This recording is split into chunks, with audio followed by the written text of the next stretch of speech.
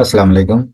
In today's lecture, we will discuss what is inflation rate, what are the causes, types, and consequences of inflation, and what are the measures which can be taken by government and central bank to reduce inflation. Inflation क्या होती है?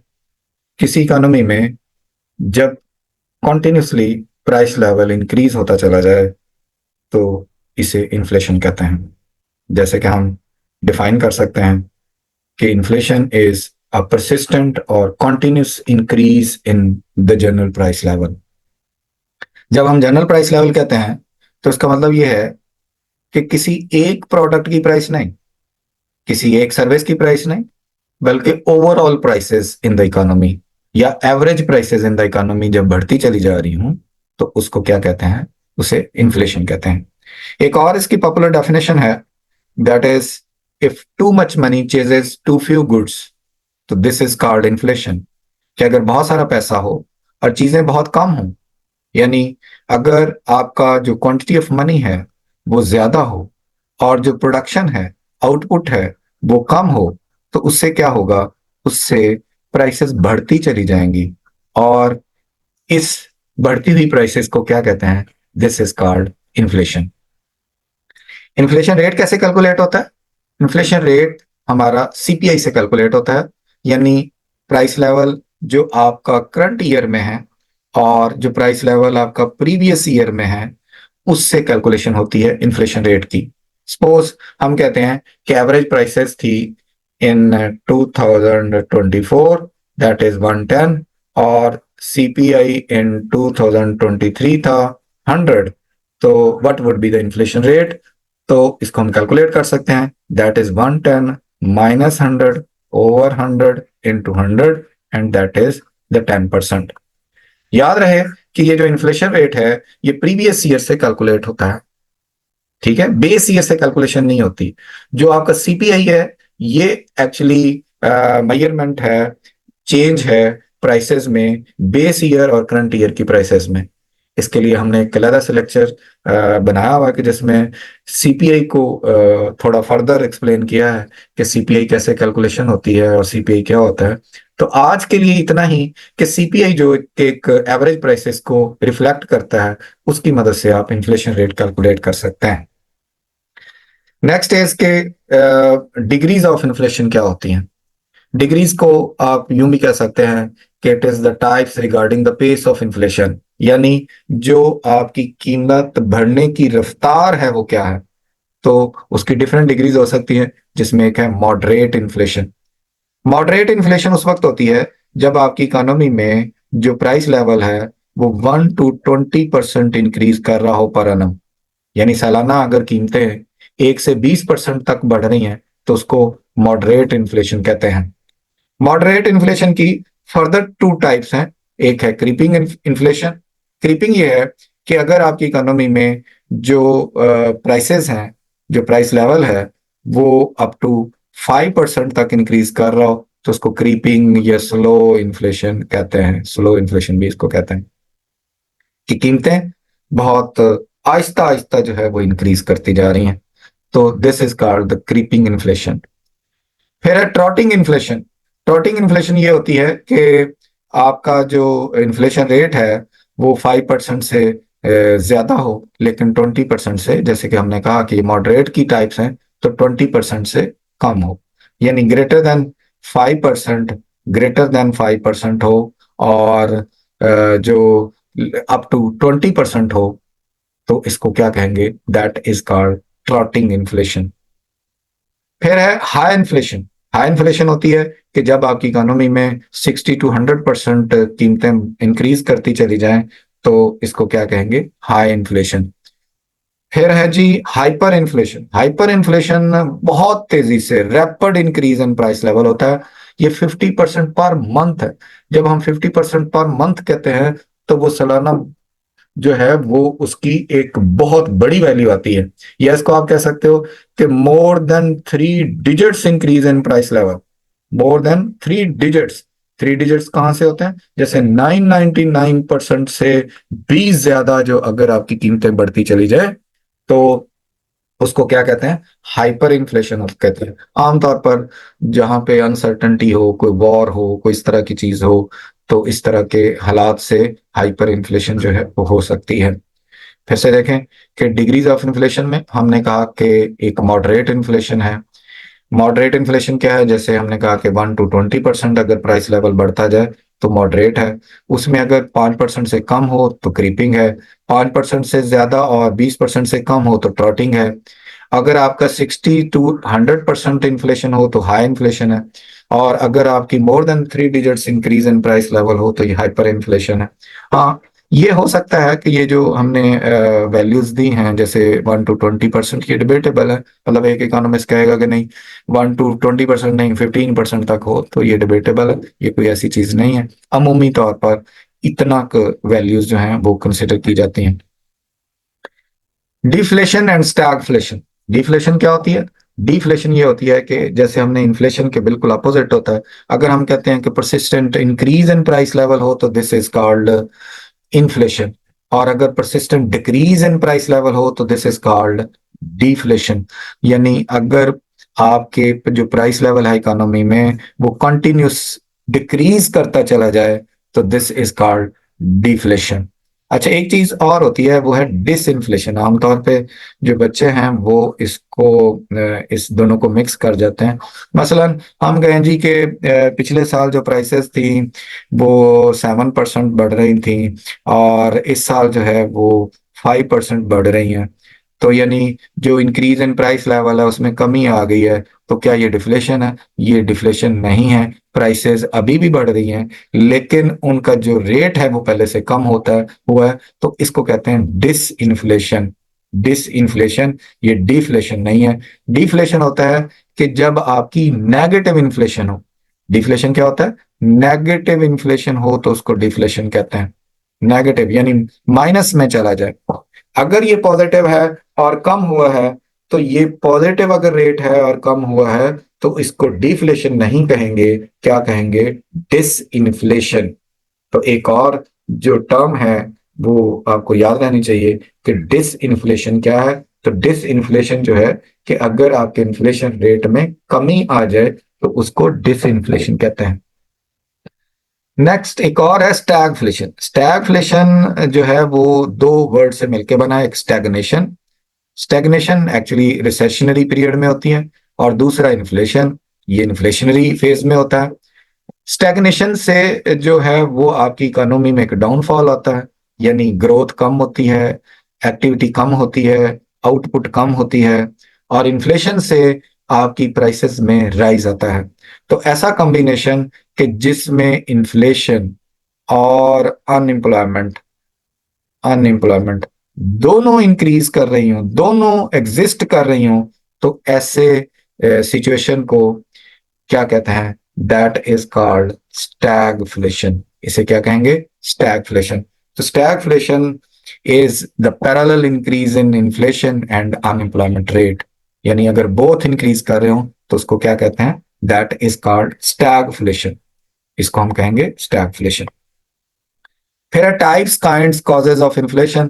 तो causes causes भी हैं, चूंकि जो एक है इसकी कॉज डिमांड पुल इन्फ्लेशन, और इसी तरह से एक होती है कॉस्ट पुश इन्फ्लेशन। तो डिमांड पुल इन्फ्लेशन क्या है? If general price level increases, if general price level increases due to increase in aggregate demand for goods and services, कि अगर आपका जो जनरल प्राइस लेवल है वो बढ़े एग्रीगेट डिमांड के बढ़ने से, तो इसको कहेंगे डिमांड पुल इन्फ्लेशन। अगर हम इसके लिए ग्राफ बनाएं तो आपको पता है कि अगर एग्रीगेट डिमांड कर्व जो है वो आउटवर्ड शिफ्ट हो जाए तो आउटवर्ड शिफ्ट होने से प्राइस लेवल बढ़ जाता है, और इसे क्या कहेंगे? This is called demand pull inflation. इसका हम ग्राफ भी देख लेते हैं। जैसे कि ये ग्राफ बना हुआ है, सपोज आपका इनिशियल ये इक्विलिब्रियम था, ये एग्रीगेट डिमांड है भाई, ये aggregate supply, short term aggregate supply. Short term aggregate supply कहीं पर बेटे ऐसे भी बन सकता है, ऐसे ऐसे कोई मसला नहीं। अगर इस तरह से बना हो तो भी आपने उसी तरह से लेना है। हमने एक्चुअली देखें जब एग्रीगेट डिमांड इंक्रीज करती है तो हमने दिखाना है कि प्राइस लेवल में क्या चेंज आई, हमने उसको प्राइस लेवल के साथ लिंक करना है। तो जब आपकी एग्रीगेट डिमांड इंक्रीज करती है, उसकी कई रीजन हो सकती हैं, उसको हम अभी डिस्कस कर लेते हैं। तो जैसे ही एग्रीगेट डिमांड इंक्रीज हुई तो एग्रीगेट डिमांड का ग्राफ जो है वो राइटवर्ड शिफ्ट हो गया। उससे क्या हुआ कि आपका जो नया इक्विलिब्रियम आ गया जिसमें प्राइस लेवल बढ़ गया। अगर फर्दर और बढ़ जाए एग्रीगेट डिमांड तो प्राइस लेवल और बढ़ जाएगा। अब देखें ये जो प्राइस लेवल चेंज हुई है, प्राइस P1 से P2 से P3, तो ये जो आपकी प्राइस लेवल बढ़ रहा है इसको क्या कहेंगे? This is called demand pull inflation. Paper point of view से ये बहुत बहुत अहम टॉपिक है, demand pull inflation and cost push inflation. इनमें से कोई ना कोई चीज आने का हर वक्त जो है वो चांस होता है। किसी भी लेवल में आप BBA में देख लें, आप IGCSE में देख लें, आप CA में देख लें, ये डिमांड पुल और कॉस्ट पुश इन्फ्लेशन जो है बहुत इंपॉर्टेंट जो है टाइप्स ऑफ इन्फ्लेशन है, जिसमें कुछ ना कुछ पेपर में आने के चांस होते हैं।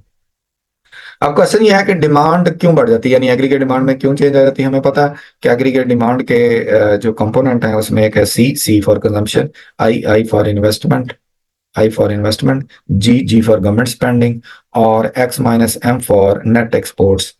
इनमें से कोई भी कंपोनेंट में इंक्रीज आएगी तो एग्रीगेट डिमांड बढ़ेगी। तो हर वो फैक्टर जो इसको डायरेक्टली इफेक्ट करता है या इनडायरेक्टली इफेक्ट करता है उसकी वजह से एग्रीगेट डिमांड बढ़ सकती है। जब एग्रीगेट डिमांड बढ़ेगी तो एग्रीगेट डिमांड का कर्व आउटवर्ड शिफ्ट होगा, उससे क्या होगा? प्राइस लेवल भी बढ़ेगा।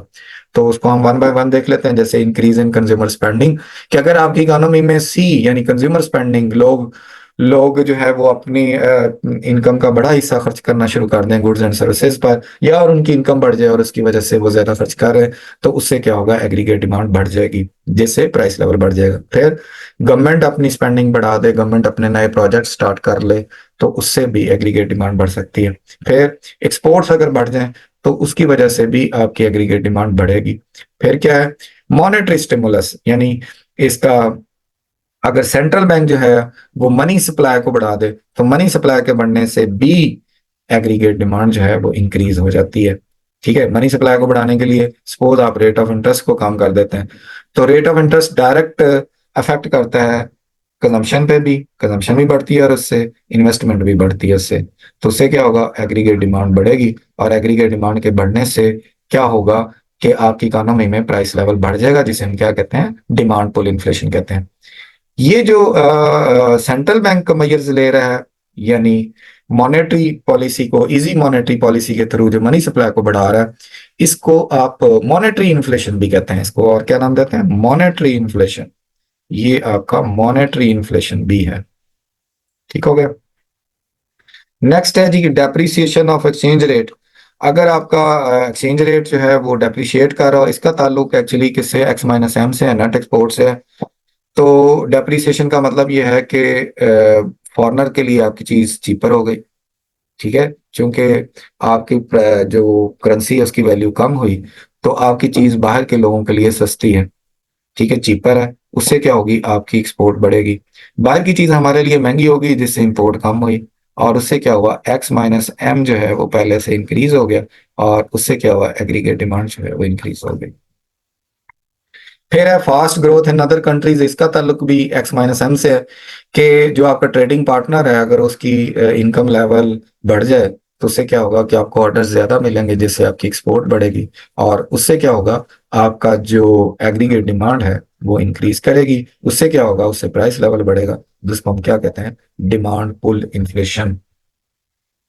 डिमांड पुल इन्फ्लेशन को हम कैसे कंट्रोल कर सकते हैं? तो उसके लिए फिस्कल मेजर्स भी हो सकते हैं। फिस्कल मेजर्स का ताल्लुक फिस्कल पॉलिसी से है, यानी गवर्नमेंट से है। गवर्नमेंट कैसे कर सकती है? गवर्नमेंट एग्रीगेट डिमांड को कम करने के लिए अपनी स्पेंडिंग को कम कर देगी। यानी गवर्नमेंट अगर अपनी एक्सपेंडिचर को कम कर दे तो उससे एग्रीगेट डिमांड जो है वो कम हो जाएगी। या दूसरी सूरत यह है कि गवर्नमेंट टैक्सेस को बढ़ा दे। ठीक है, जब हम सिर्फ टैक्स कहते हैं उसके साथ डायरेक्ट या इनडायरेक्ट नहीं लिखते, तो उसका मतलब डायरेक्ट टैक्स होता है। तो अगर गवर्नमेंट जो है वो टैक्सेस को बढ़ा दे तो उससे भी क्या होगा? उससे ये होगा कि आपकी जो डिस्पोजेबल इनकम है वो पहले से कम हो जाएगी, जिससे एग्रीगेट डिमांड आपकी कम हो जाएगी। तो इस तरह से जब आपकी एग्रीगेट डिमांड कम होगी तो जो प्राइस लेवल में प्रेशर आया था वो रिड्यूस होके वो नीचे आ जाएगा। दूसरा है कि मॉनेटरी मेजर्स, तो मॉनेटरी मेजर्स का ताल्लुक मॉनेटरी पॉलिसी से है, जो कि कौन बनाता है? सेंट्रल बैंक बनाता है। जैसे पाकिस्तान में सेंट्रल बैंक का नाम क्या है? पाकिस्तान में सेंट्रल बैंक का नाम है state bank of Pakistan. Monetary measures में सेंट्रल बैंक, ये इसके हमने देखें, फिस्कल पॉलिसी पे एक पूरा लेक्चर पढ़ा हुआ है, मॉनेटरी पॉलिसी पे पूरा लेक्चर पढ़ा हुआ है, और ये वाले बहुत डिटेल में ये डिस्कस हुई हुई चीजें। तो मॉनेटरी मेजर्स में क्या करेगा? जो सेंट्रल बैंक है वो डिस्काउंट रेट या बैंक रेट, या इन सिंपल वर्ड्स आप कह सकते हो कि रेट ऑफ इंटरेस्ट को बढ़ा देता है। रेट ऑफ इंटरेस्ट को बढ़ाने से क्या होगा? आपकी जो कंजम्पशन है वो भी कम होगी और इन्वेस्टमेंट है वो भी कम होगी, जिससे एग्रीगेट डिमांड पहले से कम हो जाएगी, जिससे प्राइस लेवल पहले से कम हो जाएगा। इस तरीके से। दूसरा ये है कि जो सेंट्रल बैंक है उसके पास कुछ फिनेंशियल इंस्ट्रूमेंट्स होते हैं, जैसे बॉन्ड्स हैं, सिक्योरिटीज हैं। अगर मुल्क में इन्फ्लेशन हो तो वो इनको क्या करता है? इसको बेच देता है। बेचने से क्या होगा कि जो सिक्योरिटीज हैं और बॉन्ड्स हैं वो मार्केट में आ जाएंगे और पैसा निकल के सेंट्रल बैंक के पास चला जाएगा, जिससे मनी सप्लाई क्या होगी? कम हो जाएगी। और मनी सप्लाई के कम होने से एग्रीगेट डिमांड क्या होगी? कम होगी, जिससे प्राइस लेवल आपका कम हो जाएगा। इस तरह से ये डिमांड पुल इन्फ्लेशन को कंट्रोल किया जा सकता है। नेक्स्ट नेक्स्ट है जी कॉस्ट पुश इन्फ्लेशन। तो कॉस्ट पुश इन्फ्लेशन क्या होती है कि अगर if general price level increases, if general price level increases, क्यों increases? Due to in increase in cost of production, और डिक्रीज इन, आप कह सकते हो, एग्रीगेट सप्लाई। तो इससे क्या होगा? इससे भी प्राइस लेवल बढ़ेगा, और इसको क्या कहते हैं? This is called cost push inflation. फिर से चेन को देख लें जरा एक दफा। जब आपका कॉस्ट बढ़ती है तो शॉर्ट टर्म एग्रीगेट सप्लाई जो है वो पहले से कम हो जाती है, जिससे एग्रीगेट सप्लाई जो कर्व है लेफ्टवर्ड शिफ्ट होता है। Leftward shifting of aggregate supply. तो उससे क्या होता है? उससे प्राइस लेवल बढ़ जाता है, और इस प्राइस लेवल के बढ़ने को क्या कहते हैं? कॉस्ट पुश इन्फ्लेशन कहते हैं, जिसको हम दिखा सकते हैं ग्राफ से। ये देखें, ये आपका इनिशियल इक्विलिब्रियम है। अब कॉस्ट बढ़ गई या कुछ और चीजें होते हैं, जैसे नेचुरल डिजास्टर हो गया, कोई फ्लड आ गया, कोई अर्थक्वेक आ गया, जिसकी वजह से एग्रीगेट सप्लाई में कमी आ गई। तो दोनों सूरतों में एग्रीगेट सप्लाई जो है वो लेफ्टवर्ड शिफ्ट हुआ। इसके शिफ्ट होने से इक्विलिब्रियम में चेंज आ गई। इस इक्विलिब्रियम में चेंज आने से जो प्राइस लेवल है वो पहले से इंक्रीज हो गया। अगर और फर्दर इसमें कॉस्ट बढ़ जाए तो ये फर्दर इंक्रीज हो जाएगा। ये जो अब आपका प्राइस लेवल बढ़ रहा है, इसको क्या कहेंगे? इसको कहेंगे cost push inflation. Cost push inflation. Cost push inflation की रीजंस क्या होती हैं, इसको हम डिस्कस कर लेते हैं। कॉजेस क्या होती हैं, रीजंस क्या होती हैं? तो कई इसकी रीजंस हैं, जैसे कि हम इसको one by one. Rising labour cost. Rising labour cost का मतलब है कि वेज रेट आपका इंक्रीज हो गया। अगर वेज रेट इंक्रीज हो जाए, याद रहे कि वेज रेट का ताल्लुक कॉस्ट के साथ है, इनकम का ताल्लुक जो है वो एग्रीगेट डिमांड के साथ है। ये भी कहीं पर किसी लेवल पे कंफ्यूजन हो जाती होती है। तो अगर वर्ड वेज रेट हो तो इसको आपने एग्रीगेट सप्लाई से लिंक करना है, और इसको आपने कॉस्ट से लिंक करना है। अगर वेज रेट जो है वो इंक्रीज हो जाए तो उससे क्या होगी? आपकी एग्रीगेट सप्लाई में कमी आ जाएगी, जिससे प्राइस लेवल जो है वो बढ़ जाएगा। ठीक हो गया? क्योंकि वेज रेट के बढ़ने से आपका जो कॉस्ट ऑफ प्रोडक्शन है वो आपकी इंक्रीज हो गई। फिर एक्सपेक्टेशन ऑफ इन्फ्लेशन। अगर आपको प्रोड्यूसर को ये लगे कि प्राइसेस जो हैं वो कंटिन्यूसली इंक्रीज होंगी, तो वो अभी से जो है वो प्राइस लेवल को बढ़ा देता है, और उसकी वजह से जो उसकी इनपुट की कॉस्ट है वो भी बढ़ना शुरू हो जाती है। तो ये एक रीजन होती है कि जिससे आपकी कॉस्ट इंक्रीज कर सकती है। फिर है कंपोनेंट्स कॉस्ट। कंपोनेंट्स कॉस्ट ये है कि कंपोनेंट कॉस्ट ये है कि आपका जो इनपुट है, जो रॉ मटेरियल है, जो सपोज मशीन आप मंगवाते हो, उसकी अगर कॉस्ट इंक्रीज हो जाए तो उससे भी एग्रीगेट सप्लाई में क्या आती है? कमी आती है। फिर है higher indirect tax. Indirect tax का ताल्लुक जो है वो आपका किसके साथ है? वो एग्रीगेट सप्लाई के साथ है। तो अगर एग्रीगेट सप्लाई जो है कॉस्ट जो है वो इंक्रीज कर जाए तो उससे एग्रीगेट सप्लाई में कमी आती है, जिससे प्राइस लेवल बढ़ जाता है। इन शॉर्ट ये है कि हर वो चीज जिसका ताल्लुक किसी ना किसी तरीके से कॉस्ट से होता है, वो आपके इफेक्ट करती है एग्रीगेट सप्लाई को, जिससे एग्रीगेट सप्लाई लेफ्टवर्ड शिफ्ट होता है और उससे क्या होता है, प्राइस लेवल इंक्रीज कर जाता है। फिर है cost of imported raw material. जो इंपोर्टेड रॉ मटेरियल है उसकी कॉस्ट के इंक्रीज करने से भी आपका क्या होता है कि ओवरऑल कॉस्ट है वो इंक्रीज कर जाती है। ये डिफरेंट डिफरेंट जो है वो फैक्टर्स हैं जो कि आपकी कॉस्ट को अफेक्ट कर सकते हैं। कंट्रोल कैसे कर सकते हैं? जो कॉस्ट पुश इन्फ्लेशन है इसकी जो रेमेडीज हैं वो इसकी उलट है। मसलन अगर आपकी जो कॉस्ट बढ़ी है वेज रेट के बढ़ने से, तो फिर गवर्नमेंट को उसको वेज रेट को मेंटेन करना चाहिए, उसको लिमिट करना चाहिए ताकि कॉस्ट ऑफ प्रोडक्शन ना बढ़े और उससे अफेक्ट ना हो, इन्फ्लेशन ना हो। इसी तरह से जो यूटिलिटी बिल्स हैं जैसे बिजली है, पानी है, गैस है, इनकी कॉस्ट जो है वो इंक्रीज ना करे। तो जो यूटिलिटीज की कॉस्ट है उसको भी आपको लिमिट करना चाहिए। फिर है कि जो इंपोर्ट्स है उसकी कॉस्ट कम करने के लिए आप उसका सब्स्टिट्यूट बना सकते हैं, लोकल मैन्युफैक्चरिंग कर सकते हैं, या आप एक्सचेंज रेट पे जो है उसको देख सकते हैं, उसको आप मेंटेन करने की कोशिश कर सकते हैं ताकि ये कॉस्ट ना इंक्रीज हो। इसी तरह अगर कॉस्ट कहीं पे बढ़ रही हो तो आप सब्सिडीज दे सकते हैं या इनडायरेक्ट टैक्स में कमी करके उसको कंपनसेशन दे सकते हैं। इस तरह से आप जो कॉस्ट पुश इन्फ्लेशन है उसको कंट्रोल कर सकते हैं। फिर है जी वेज स्पाइरल इन्फ्लेशन। तो वेज स्पाइरल इन्फ्लेशन क्या होती है कि मसलन कॉस्ट अगर बढ़ जाए, कॉस्ट ऑफ प्रोडक्शन बढ़ी, तो कॉस्ट ऑफ प्रोडक्शन बढ़ने से जो प्रोड्यूसर है उसको वो कीमत क्या करेगा, वो कीमतें बढ़ा देगा। कीमतें बढ़ गई तो जो आपका इम्प्लाई है वो क्या करेगा, they demand the rise in their wage rate. तो उसकी वजह से वेज रेट बढ़ गया। वेज रेट के बढ़ने से क्या हो गया, फिर आपकी जो है वो कॉस्ट बढ़ गई, और फिर कॉस्ट बढ़ने से फिर कीमतें बढ़ गई। तो ये एक वेव है। यानी आपने तनख्वाहें बढ़ी तो तनख्वाहें बढ़ने से आपकी कॉस्ट बढ़ गई, कॉस्ट बढ़ी तो कीमतें बढ़ गई, कीमतें बढ़ गई तो फिर आप कहेंगे कहेंगे जी हमें ज्यादा सैलरीज दें।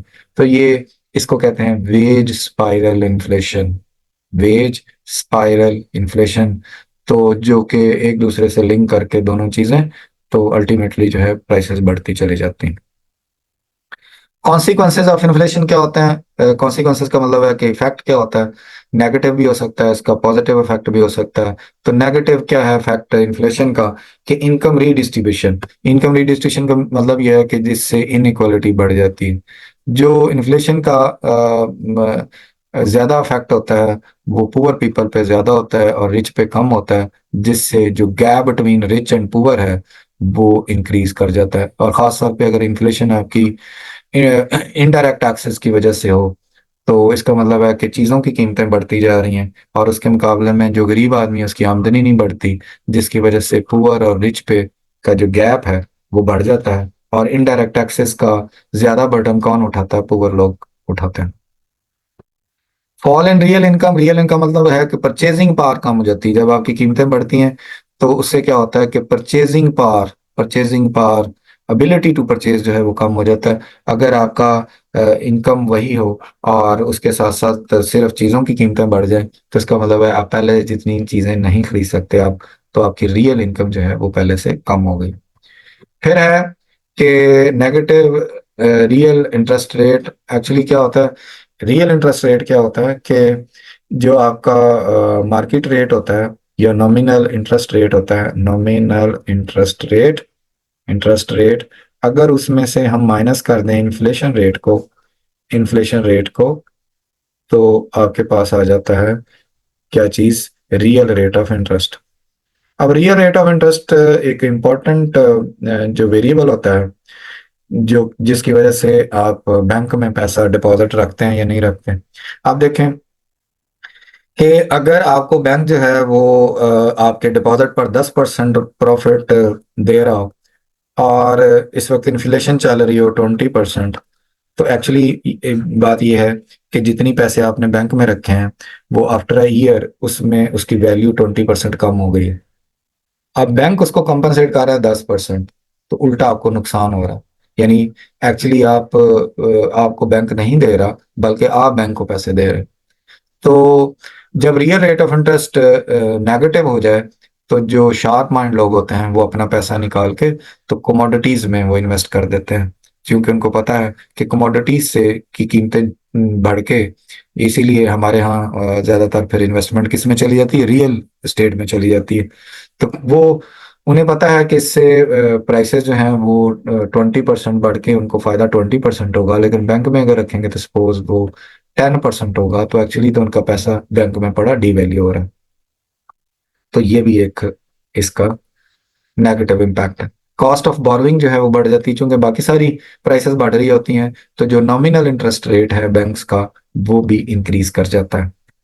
फिर यह है बिजनेस कंपेटिटिवनेस। जब आपकी कीमतें बढ़ जाती हैं तो कीमतों के बढ़ने से जो इंटरनेशनल कंपेटिटिवनेस है वो कम हो जाती है, क्योंकि आप महंगी चीज लेके जाते हैं जब इंटरनेशनल मार्केट में, तो आपकी एक्सपोर्ट कम हो जाती है।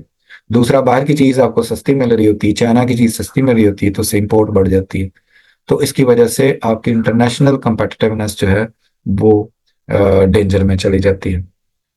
फिर है जी, कुछ फर्म्स को एडिशनल कॉस्ट बियर करनी पड़ती है, जैसे कि menu and shoe leather cost जिसको कहते हैं। मेन्यू ये है कि जैसे आप देखें, जैसे जैसे महंगाई होती है तो बहुत सारे, अगर आप किसी रेस्टोरेंट्स में विजिट करें तो उसके जो पहले एक उनका एक मेन्यू कार्ड होता है, उसके ऊपर एक और प्लेस हुई होती है, एक पेपर प्लेस आया होता है, नई वैल्यू उन्होंने लगाई होती है।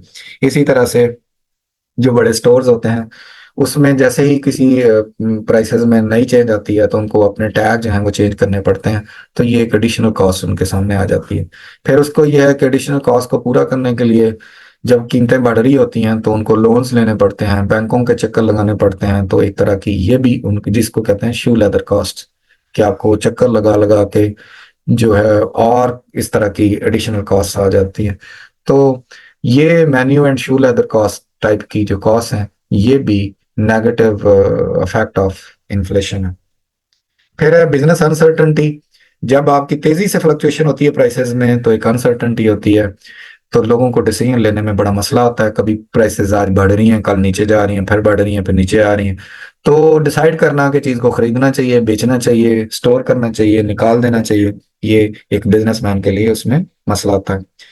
फिर यह है कि जब इन्फ्लेशन बढ़ रही होती है तो गवर्नमेंट की बहुत सारे काम कर रही होती है, लेकिन उसकी परफॉर्मेंस जो है वो इसके नीचे दब जाती है। जैसे हमारे यहाँ भी इस वक्त जो महंगाई का इशू है वो इतना ज्यादा है कि कोई भी और काम करेगी, कोई भी और प्रोजेक्ट आप कर लेंगे, वो नजर नहीं आएगा, वो महंगाई के नीचे दबेगा। तो गवर्नमेंट की परफॉर्मेंस जो है वो उस तरह से दिखाई नहीं देती।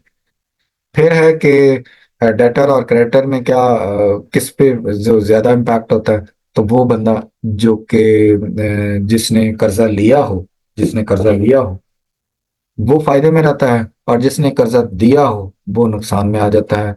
क्यों?